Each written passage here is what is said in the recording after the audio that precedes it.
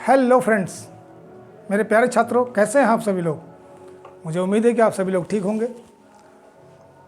काफ़ी दिनों के बाद जो है वीडियो बना रहा था तो थोड़ी सी अस्तव्यस्तता थी, जिसके कारण से जो है वीडियो प्रॉपर बन नहीं पा रही थी। लेकिन कल वीडियो बनाई थी, पता नहीं क्या हुआ, कुछ टेक्निकल प्रॉब्लम रही, उसमें साउंड नहीं आ रही थी। दोबारा उस वीडियो को शूट कर रहा हूँ आप लोगों के सामने। हम लोग वही शुरू करेंगे इतिहास में जो है विजयनगर साम्राज्य का ये पार्ट 2 है। पार्ट 2 में जो है आज हम लोग विजयनगर साम्राज्य का जो शासनकाल रहा है 1336 ईस्वी से लेकर के जो है 1676 ईस्वी तक, 1676 भी 1678 ईस्वी तक।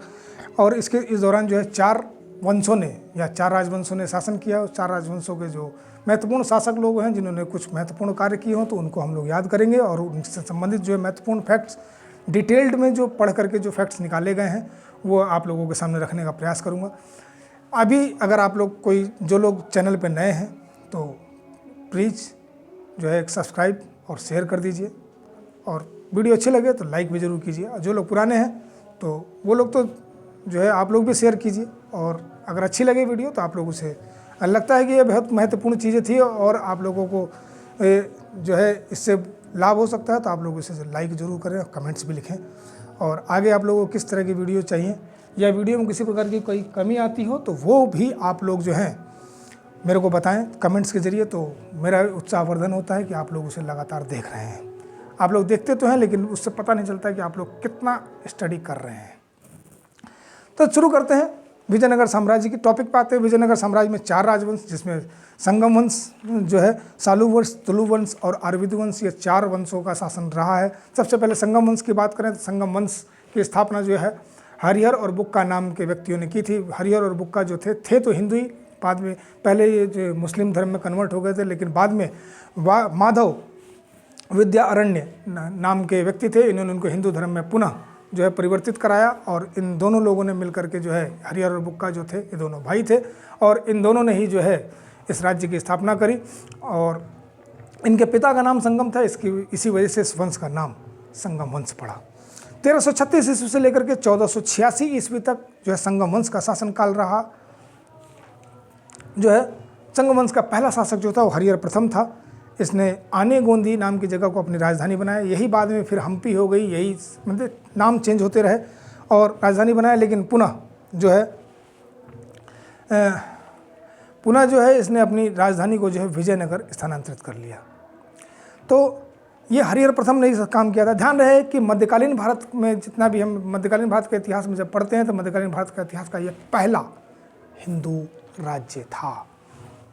ठीक, हरिहर प्रथम ने और कोई काम तो नहीं किया, लेकिन इन दोनों ने मिलकर के, दोनों भाइयों ने जो है इस राज्य की स्थापना की थी।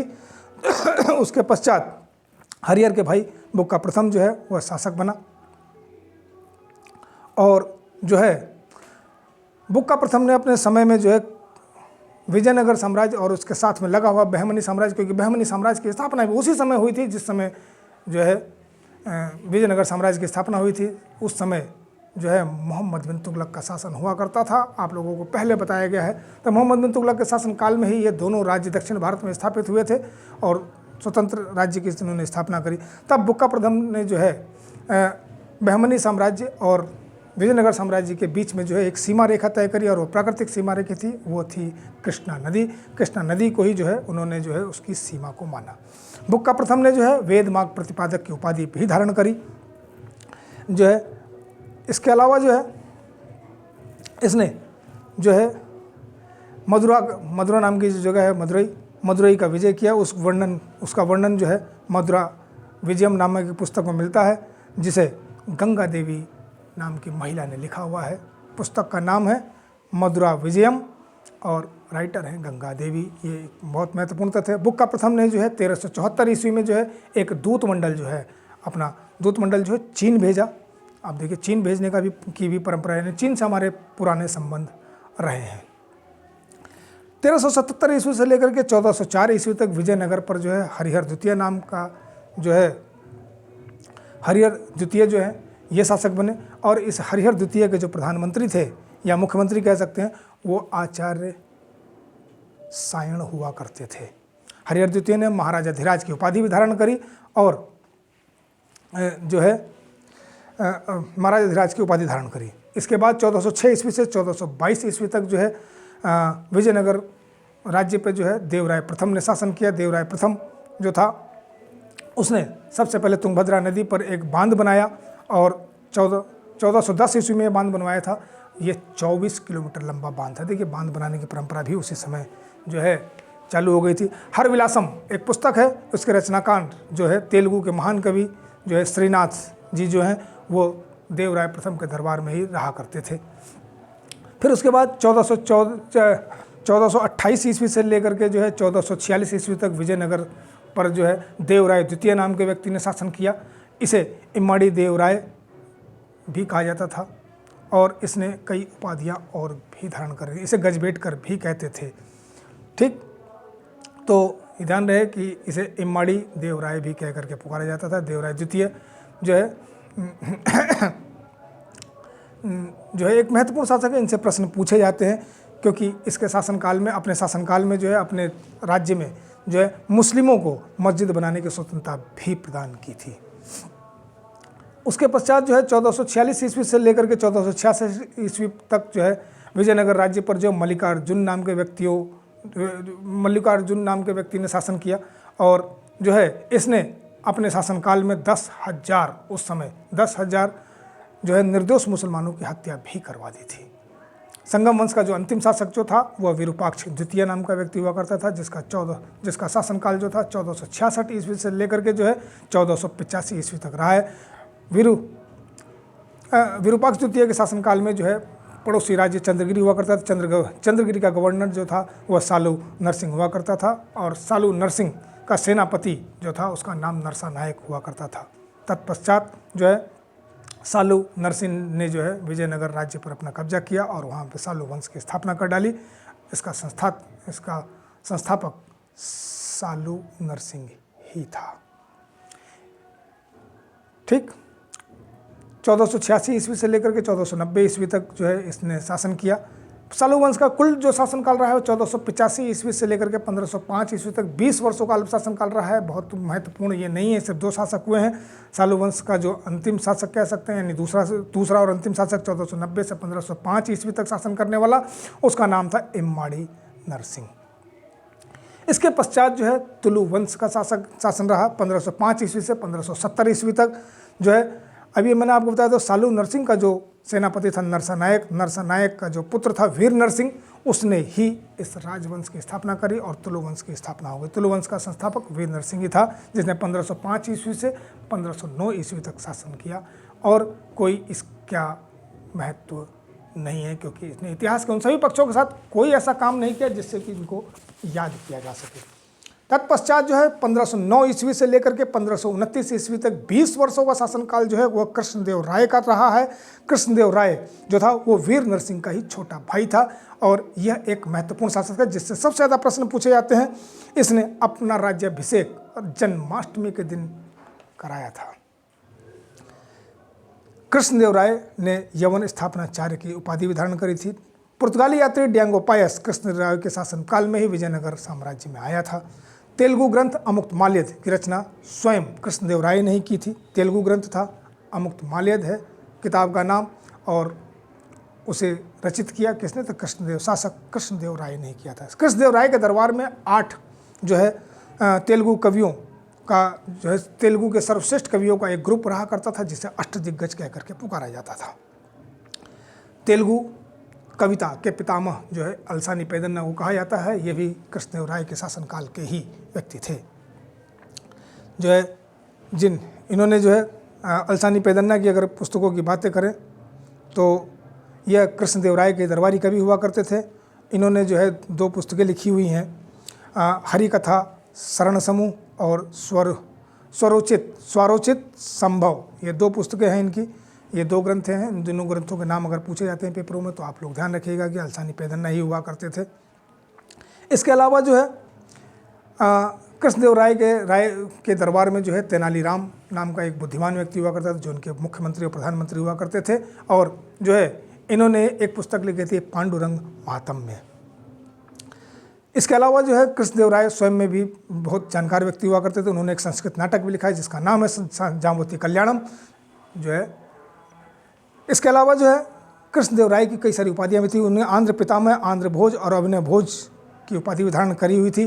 देखिए मेरी बात जो है, थोड़ा सा डिस्टर्बेंस, कुछ गाने उन्हें सुनाई दे रहे होंगे क्योंकि पड़ोस में एक बच्चे का जन्मदिन है, जिसकी वजह से जो है वो बाजा वाजा बज रहा है, तो थोड़ी सी साउंड हल्की फुल्की आ रही होगी, तो आप लोग उसका भी एंजॉय करें। लेकिन मेरी आवाज़ आप लोगों तक ज़्यादा जा रही होगी, तो सब चलता रहता है। इसके अलावा जो है कृष्णदेव राय ने जो है विजयनगर साम्राज्य में है नागलपुर नाम की एक नगर की स्थापना भी की थी। इसके अलावा हजारा मंदिर, विट्ठल स्वामी मंदिर का निर्माण भी कृष्णदेव राय ने ही कराया था। विट्ठल स्वामी मंदिर के पास कृष्णदेव राय ने एक चट्टान काटकर नरसिंह की मूर्ति बनाई थी। अब नरसिंह कौन से वाले थे? एक तो नरसिंह भगवान है, एक नरसिंह, वीर नरसिंह, आपको पता ही है कि जो तुलु वंश का संस्थापक था, हो सकता है तो उसे नरसिंह की फोटो ही बनवाई हो, लेकिन एक मूर्ति एक चट्टान को काट करके बनवाई हुई है। कहाँ पर? तो विट्ठल स्वामी मंदिर के पास ही बनाई है। कृष्णदेव राय ने जो है संगीत पर भी एक पुस्तक लिखी हुई है जो कि संस्कृत भाषा में रचित है। उसका नाम है संगीत सूर्योदय। 1529 से लेकर के 1542 ईस्वी तक जो है फिर अच्युत राय का शासन रहा है। अच्युत राय ने तो कुछ ऐसा काम नहीं किया, लेकिन एक कालक्रम बनाने के लिए ही ये सारे नोट्स आपको बताए जा रहे हैं।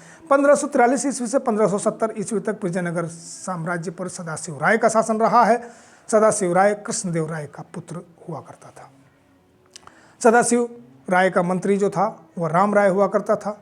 इसी सदाशिव राय के शासनकाल में ही एक युद्ध हुआ है, प्रसिद्ध युद्ध हुआ है, जिसे तालीकोटा का युद्ध कहते हैं, राक्षसी तंगड़ी का युद्ध कहते हैं, कृष्णा नदी का युद्ध कहते हैं, क्योंकि कृष्णा नदी को ही जो है उसने अपनी सीमा रेखा मानी थी। तो उसी सीमा रेखा पर जो है विजयनगर साम्राज्य और जो है आपके अन्य जो मुस्लिम जो शासक हुआ करते थे या जमींदार हुआ करते थे, उनका एक संघ था। उन दोनों के बीच में लड़ाई हुई और जो है उसमें जो है उस लड़ाई को राक्षस तंगड़ी का युद्ध या फिर बन्नीहट्टी का युद्ध, क्योंकि वहाँ एक गांव है बन्नीहट्टी, तो बन्नीहट्टी का युद्ध या कृष्णा नदी के युद्ध के नाम से भी जाना जाता था। इस युद्ध में जो है सदाशिव राय का जो प्रधानमंत्री था वो राम राय मारा गया। फिर जो है इसके पश्चात 1570 ईस्वी से 1678 ईस्वी तक जो है अरविंदु वंश का शासनकाल रहा। अरविंदु वंश का शासनकाल जो है अरविंदु वंश की स्थापना जो है तिरुमल नाम के व्यक्ति ने की थी। तिरुमल ने जो है पेनुगोंडा को अपनी राजधानी बनाया। अब पेनुगोंडा एक जगह रही है वहाँ पे, तब जो है उसकी राजधानी, उसने अपनी राजधानी वहाँ से शिफ्ट करी। अरविंद वंश के शासक जो है उसका नाम था वेंकट द्वितीय। वेंकट द्वितीय ने फिर अपना मुख्यालय वहाँ से शिफ्ट किया और मुख्यालय बनाया चंद्रगिरी। चंद्रगिरी कर्नाटक में है। तो 1486 से 1614 ईस्वी तक जो इसका शासनकाल रहा है। इसके पश्चात जो है 1612 ईस्वी में मैसूर राज्य की स्थापना हुई, जिसकी स्थापना वोडियार नाम के व्यक्ति ने की थी। विजयनगर, देखिए अरविंदु वंश के जो शासक थे उन्होंने कोई बहुत ऐसा काम नहीं किया जिसकी वजह से उनको याद किया जा सके, बस यही छोटी सी कहानी थी। इसके अलावा जो है आपके अरविंदु जो विजयनगर साम्राज्य का जो वो थी, जो शासन व्यवस्था थी, राज्य व्यवस्था, अर्थव्यवस्था, धर्म वहाँ का कैसा था, सामाजिक जीवन वहाँ का कैसा था, उन सब के बारे में जो है प्रश्न वहाँ से सबसे ज़्यादा पूछे जाते हैं। तो ध्यान रखिए कि विजयनगर साम्राज्य में जो राजा था, राजा को राय कह करके पुकारा जाता था। साम्राज्य जो था उसका विभाजन मंडल, पूरा साम्राज्य जो था मंडल जो है कोट्टमों में बटा हुआ था। कोट्टम नाडु में, नाडु मेला ग्राम में, और मेला ग्राम जो है ग्राम या उर में बटा हुआ था। ठीक, मंडल को जो है कोट्टम या वलनाडु भी, ठीक है।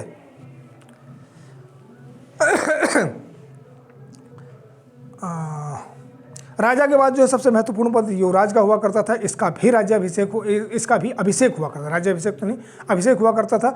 जो युवराज का जो अभिषेक हुआ करता था उसे युवराज पट्टाभिषेकम कह करके पुकारा जाता। देखिए अब ये कहानी विजयनगर साम्राज्य में ही हुआ करती थी। प्रशासन की जो सबसे छोटी इकाई थी उर अर्थात ग्राम हुआ करता था। और जो है विजयनगर साम्राज्य में जो सचिव हुआ करते थे, सचिव जो आज के सचिव हैं, सचिव को रायसम कह करके पुकारा जाता था, जबकि लेखा अधिकारी को कणिकम कह करके पुकारा जाता था। विजयनगर जो साम्राज्य था, जो उसके प्रांत थे, यानी जो मंडल थे, वह 6 मंडल अर्थात 6 प्रांतों में बटा हुआ था। यानी 6 प्रांत, सर्वाधिक जो 6 प्रांत थे वो कृष्णदेव राय के शासनकाल में ही रहे हुए हैं। इसके अलावा जो है सेना नायकों को जो है वेतन के बदले भूमि दी जाती थी, और यह भूमि अमरम कहलाती थी। अमरम भूमि का उपयोग करने के कारण इनको अमर नायक भी कह करके पुकारा जाता था। ग्रामीण जो संस्था थी, ग्रामीण संस्था पर प्रशासन के लिए जो है 12 व्यक्तियों की एक जो है संस्था बनाई गई थी और इन 12 व्यक्तियों को नियुक्त किया जाता था और इस शासकीय समूह को आयगार कह करके पुकारा जाता था। आयगारों का जो पद होता था वो अनुवांशिक होता था। ये अपने पद को यानी गिरवी भी रख सकते थे, अर्थात अपना पद गिरवी रख करके यानी किसी को बेच भी सकते थे कि भाई तुम संभाल लो, पैसा मुझे दे दो, इस तरह का भी काम कर सकते थे। इन्हें वेतन के बदले जो है वो करमुक्त भूमि दी जाती थी, जिसे मान्यम कह करके पुकारा जाता था। जो राज्य की जो गांव की जो भूमि हुआ करती थी उनकी बेचने की अनुमति जो होती थी वो आयगार ही दिया करते थे। तो आयगारों का पद बहुत महत्वपूर्ण हुआ करता था। गांव में चौकीदार हुआ करते थे, चौकीदार को तलारा कह करके पुकारा जाता था। इसके अलावा जो है उस राज्य में बंधुआ मजदूरी की जो प्रथा भी रही है, बंधुआ मजदूरों का भी एक अधिकारी हुआ करता था जिसे बेगारा कह करके कहा जाता था। अनुदान में दी गई भूमि को ब्रह्मदेय कहा जाता था। गांव में विशेष सेवाओं के बदले कर मुक्त भूमि जो है वो दी जाती थी, उसको उम्बली कह करके पुकारते थे।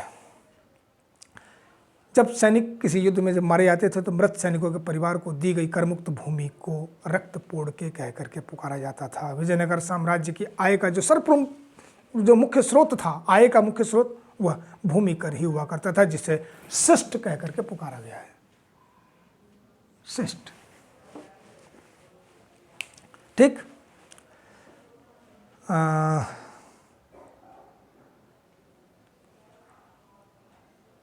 उस समय यानी जो आपका विजयनगर साम्राज्य में नाई भी करमुक्त नहीं थे, उनसे भी कर दिया जाता था। लेकिन सदाशिव राय ने अपने शासनकाल में जो है नाइयों को करमुक्त कर दिया था। यह जो है एक अभिलेख से ऐसा 16वीं शताब्दी का जो है एक सदाशिव राय का ही एक अभिलेख है। उस अभिलेख से ज्ञात होता है कि उसने नाइयों को करमुक्त कर दिया था। नहीं, उससे पहले नाइयों से भी कर लिया जाता था। नाई मतलब बार्बर, ठीक।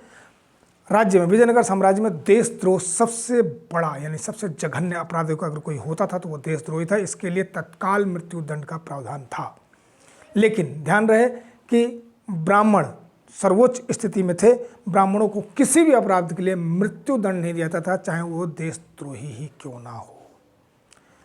राज्य में एक विवाह की प्रथा प्रचलित थी, लेकिन जो है धनी व्यक्ति हुआ करते थे वह बहुविवाह भी कर सकते थे। अपनी इच्छा अनुसार एक से अधिक विवाह भी कर सकते। वो तो तुलसीदास भी कह गए, समर्थ को नहीं दोष गोसाई, ठीक। समाज में सती प्रथा का प्रचलन था। सती प्रथा का तो वर्णन आपको बताया गया, मैंने पहले वाली वीडियो में आपको बताया था कि बारबोसा ने उसका विस्तृत वर्णन किया अपनी पुस्तक में। विधवा विवाह का प्रचलन था। देखिए, कुछ अच्छी बातें थी तो कुछ बुरी बातें भी थी। बुरी बातों के साथ अच्छी बातें। विधवा विवाह उस समय प्रचलित था। यह विवाह करमुक्त हुआ करता था, यानी जो सामान्य विवाह थे उस पर भी कर लिया जाता था, विवाह का कर भी हुआ करता था विजयनगर साम्राज्य में। लेकिन विधवा विवाह करमुक्त हुआ करता था। बाल विवाह का भी प्रचलन था। देखिए, अब ये एक सामाजिक कुप्रथा थी। आज भी कई जगहों पर जो है ग्रामीण इलाकों में जो है बाल विवाह होते हैं, लेकिन अब तो धीरे धीरे अभी MP वगैरह में कुछ इलाकों में अभी भी इस तरह की चीज़ें होती हैं। दहेज खुल करके मांगा जाता था और इसे गर्व की बात मानी जाती थी। पर्दा प्रथा नहीं थी, पर्दा प्रथा नहीं थी। इसके अलावा प्रदेश जो भी विजयनगर साम्राज्य के पूरे राज्य में जो है मदिरा पान पे किसी प्रकार का कोई प्रतिबंध नहीं था।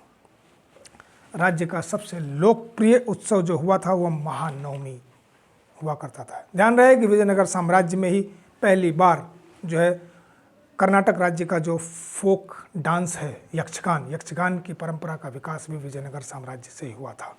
राज्य का सर्वाधिक लोकप्रिय वाद्य यंत्र वीणा था। अब ये इस तरह के जो तथ्य हैं वो आप लोगों को जनरली किताबों में नहीं मिलते हैं। राज्य में जो है विजयनगर साम्राज्य में जो मुद्राएं चलती थी, मुद्रा में सोने के सिक्के, चांदी के सिक्के और तांबे के सिक्के भी चला करते थे। चांदी के 3 प्रकार के सिक्के हुआ करते थे, वराह, प्रताप और फनम, जिनमें सबसे सर्वाधिक उपयोगी जो सिक्का था वो फनम ही हुआ करता। थोड़ा छोटा था। बड़े वाले सिक्के जो थे वो राज मुद्राओं के रूप में ही प्रयोग किए जाते थे। इसके अलावा जो चांदी का सिक्का होता था उसे तार कह करके पुकारा जाता था। तांबे के सिक्कों को डिजिटल कहा जाता था। डिजिटल, आज का डिजिटल इंडिया तो हो ही गया है, तो वही डिजिटल जो है तांबे की मुद्रा हुआ करती थी विजयनगर साम्राज्य में। विजयनगर साम्राज्य से ये बड़े बड़े तथ्य आप लोगों के सामने मैंने प्रस्तुत कर दिए हैं। आज की वीडियो में यही समाप्त करना चाहूँगा। जो है अगर वीडियो अच्छी लगी हो आप लोगों को तो लाइक और सब्सक्राइब कीजिए, साथ साथ में अपने साथियों को शेयर भी कीजिए।